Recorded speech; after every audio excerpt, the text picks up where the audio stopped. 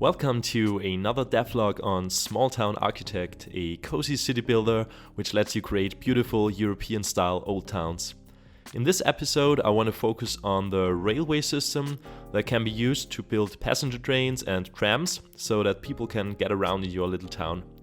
My game will be released on Steam, so if you like the idea of a cute small town city builder, it would mean a lot if you'd wishlist the game. Links in the description. So let's get started with today's topic, railways. So how do you implement rails in Unity? There's a pretty clear answer to that: splines. A spline is essentially a customizable curve that consists of an arbitrary number of pieces stitched together. That way you can create curved paths that are as complex as you want.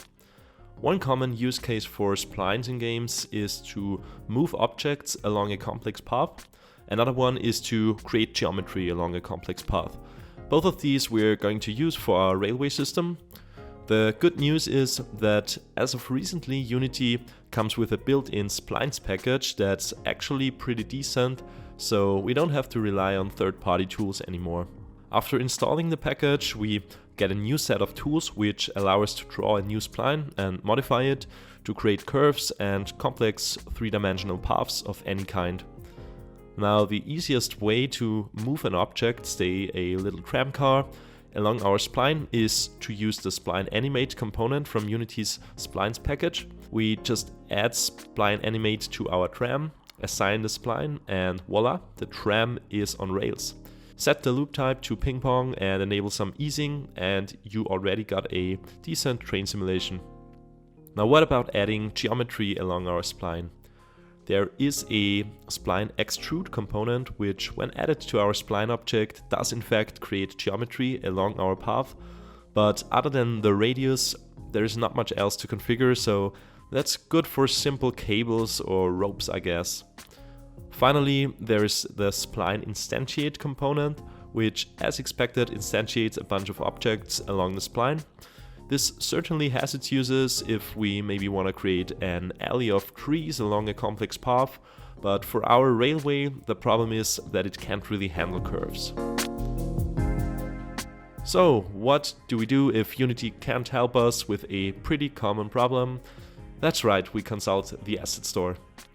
And of course, there are a handful of assets at our disposal. I decided to go with Spline Mesh. Simple, lightweight, easy to integrate without having to look up anything, and it does exactly what it's supposed to and nothing more. So we can create our beautiful little railways in the editor. Now comes the annoying part of making a city builder, creating the tools to allow the player to do the same things at runtime. The Draw Spline tool isn't bad, but for our players we want a more user-friendly way to create railway splines in the game. Since our railway spline should always be grounded on the terrain, we can simply let the player draw in a similar way as with the terrain and paving tool. When the player drags the mouse, we just add a new node, or more accurately called a knot, to the spline, presumed that there is enough distance to the last one.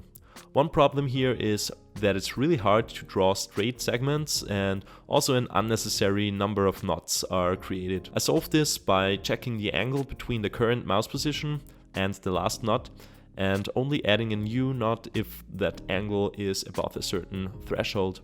Finally, I added a few more quality of life features, like inserting and removing knots and re-entering edit mode when the player clicks on an existing railway. Okay, so currently our simple train is moving back and forth the railway.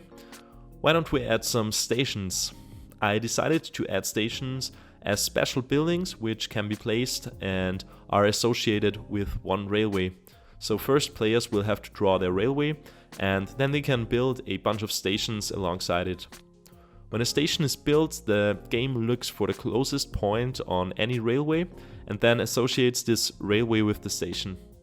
So how do we explain the stations to our train? Well, unfortunately, it's time to say goodbye to our Spline Animate component, because we are going to need a more flexible solution here. So let's write our own spline follower script. I don't want to go into detail here, but I'm basically manually moving the object along the spline, and I've introduced a property for controlling the speed.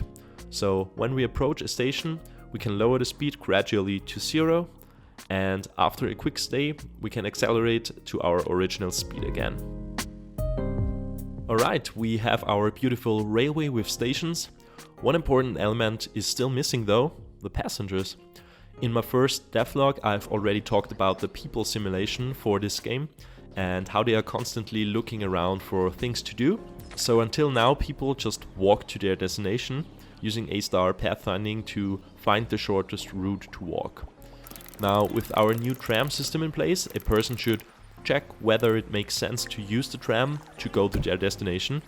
So I've come up with the following algorithm to make this decision. For every railway, or in that case tram line in my town, I find the closest station to the person and calculate the distance. And then I find the closest station to the person's destination and also calculate the distance. I then add these two distances and compare it to the direct distance between person and destination. If the direct distance is greater, that means that taking the tram should be the faster option. Technically, it doesn't really tell us anything about the time it takes, but for the sake of simplicity, it's good enough for now. So if a person made the decision to take the tram, they walk to the station and wait for the next train to come. When the train arrives, the person boards it, which technically speaking means that their pathfinding is disabled and they are parented to a free seat in the train car. Then, when the train arrives at the target station, which the person keeps track of, they leave the train and walk to their final destination using the regular pathfinding again. The system is far from perfect, but it's still pretty fun to watch people take the tram. While the trams should cover smaller distances within the town, I thought it would also be cool to have a proper train which connects your town to the outside world. The train has multiple wagons which all follow the spline. To make that look good, I added a configurable offset from the center for each wagon that is used in our custom spline follower script accordingly. If the curves are too narrow, it still looks pretty janky, but otherwise I'm pretty satisfied with the result. Since the game supports terraforming and elevation, I thought some train tunnels would be cool as well. This is not at all straightforward though, and the system is still very much work in progress, but I have something to show. My first approach was to auto-detect tunnels whenever the terrain or the railways are modified. I traced the railway spline and created a tunnel entry when the rail started to intersect with the terrain. This kind of worked, but it was too heavy on performance since I basically had to recheck every railway at every frame. So for now I opted for manual placement of the tunnel entry. Another problem to solve was that the terrain was covering the tunnel entries, which obviously looked awkward. Unity's terrain system doesn't really support tunnels or cavities of any kind, but luckily you can paint holes in it, which just completely removes the geometry in that area. By painting a hole in the tunnel entry area that's just the right size, I could actually achieve quite convincing results. While we're at the topic of alternative transportation methods, why don't we add some bicycles? My idea was that multiple bike stations can be built around town. People can then take a bike from one station and cycle to any other one.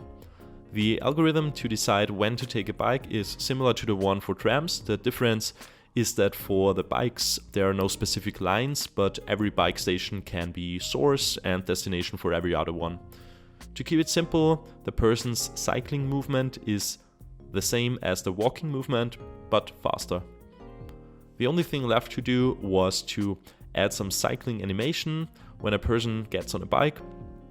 I'm not a great animator myself, so I had to take some existing animation and tweak it a little bit. I also linked the animation speed to the current movement velocity of the person, so the result is not great, but I guess decent for now. And our little town got a lot more lively by having some people bike around. Alright, we've again got quite a bit covered today. If you want to see more of this Devlog series, I'd appreciate a like and subscribe to the channel. And if you're interested in my European style Old Town city builder, make sure to wishlist Smalltown Architect on Steam. See you next time, cheers!